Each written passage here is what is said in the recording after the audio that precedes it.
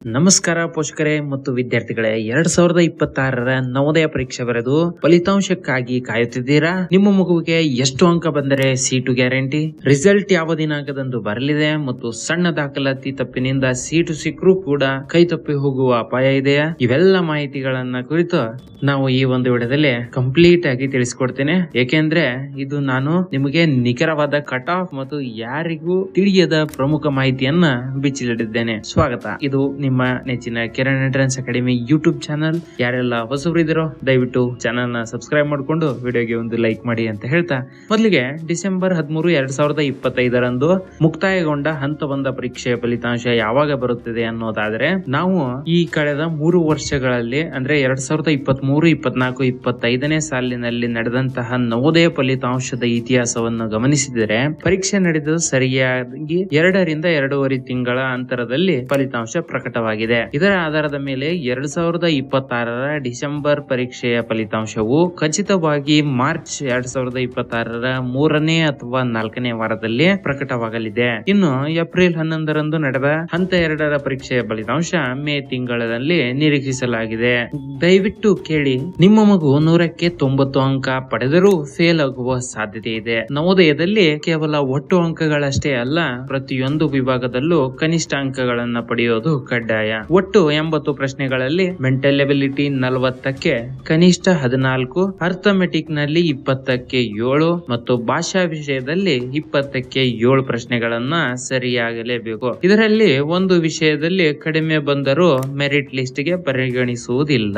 ಇಲ್ಲಿ ನೋಡೋದಾದ್ರೆ, ನವೋದಯ ಶಾಲೆಗಳು ಕಡಿಮೆ ಇರೋದರಿಂದ ಪ್ರತಿ ಶಾಲೆಗೆ 80 ಸೀಟುಗಳು ಮಾತ್ರ ಲಭ್ಯ ಇರುತ್ತೆ. ಇದರಲ್ಲಿ ಅತಿ ದೊಡ್ಡ ಪ್ಲಸ್ ಪಾಯಿಂಟ್ ಏನಂದ್ರೆ, ಗ್ರಾಮೀಣ ಭಾಗದ ವಿದ್ಯಾರ್ಥಿಗಳಿಗೆ ಇರುವ 75% ಮೀಸಲಾತಿ ಅಂದ್ರೆ 60 ಸೀಟುಗಳು, ನಗರ ಪ್ರದೇಶದವರೆಗೆ 25% ಅಂದ್ರೆ 20 ಸೀಟುಗಳ ಅವಕಾಶವಿದೆ. ನಮ್ಮ ಕರ್ನಾಟಕದ ನಿರೀಕ್ಷಿತ ಕಟ್ ಆಫ್ ನೋಡುವುದಾದರೆ, ಗ್ರಾಮೀಣ ಹುಡುಗರಿಗೆ 75 ರಿಂದ 78 ಮತ್ತು ಗ್ರಾಮೀಣ ಹುಡುಗಿಯರಿಗೆ 72 ರಿಂದ 74 ಅಂಕ ಬೇಕಾಗಬಹುದು. ಹಾಗೆ ನಗರದ ಹುಡುಗಿಯರಿಗೆ 78 ರಿಂದ 82, ನಗರದ ಹುಡುಗರಿಗೆ 78 ರಿಂದ 80 ಅಂಕಗಳ ನಿರೀಕ್ಷೆ ಇದೆ. ಗ್ರಾಮೀಣ ಭಾಗದ ಮಕ್ಕಳಲ್ಲಿ ಕಟ್ ಆಫ್ ಸ್ವಲ್ಪ ಕಡಿಮೆ ಇರುವುದರಿಂದ ಇದು ಒಂದು ಅದ್ಭುತ ಅವಕಾಶ.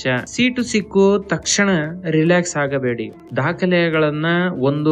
ದಾಖಲೆಗಳಲ್ಲಿ ಒಂದು ಸಣ್ಣ ದೋಷ ಕಂಡು ಬಂದರೂ ನಿಮ್ಮ ಮಗುವಿನ ಪ್ರವೇಶ ರದ್ದುಗೊಳಿಸಲಾಗುತ್ತದೆ.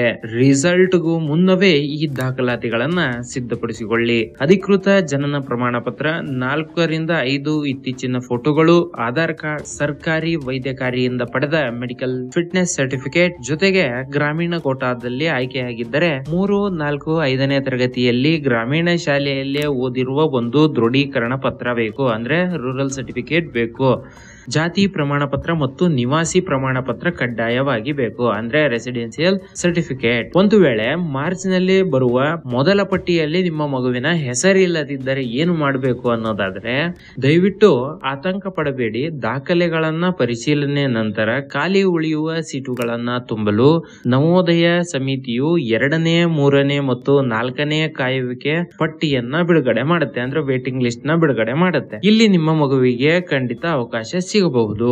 ಕೊನೆಯದಾಗಿ, ಫಲಿತಾಂಶ ಚೆಕ್ ಮಾಡಲು ನಿಮ್ಮ ಮಗುವಿನ ನೋಂದಣಿ ಸಂಖ್ಯೆ ಅಂದ್ರೆ ರಿಜಿಸ್ಟರ್ ನಂಬರ್, ಅಡ್ಮಿಟ್ ಕಾರ್ಡ್ ಅನ್ನ ನೀವು ಸುರಕ್ಷಿತವಾಗಿ ತೆಗೆದಿಟ್ಟುಕೊಂಡಿರಬೇಕು. ಅಧಿಕೃತ ವೆಬ್ಸೈಟ್ ಅಥವಾ ಟಾರ್ಗೆಟ್ ವೆಲ್ಟ್ ನಂತಹ ಪೋರ್ಟಲ್ ಗಳಲ್ಲಿ ಲಾಗಿನ್ ಆಗಿ ಫಲಿತಾಂಶಗಳನ್ನ ನೋಡಬಹುದು.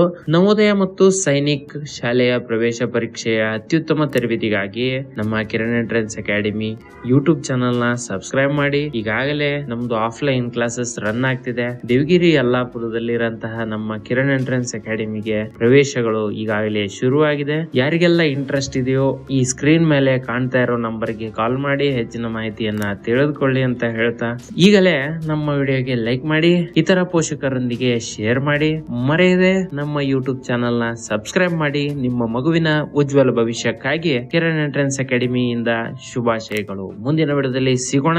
ಜೈ ಹಿಂದ್, ಜೈ ಕರ್ನಾಟಕ.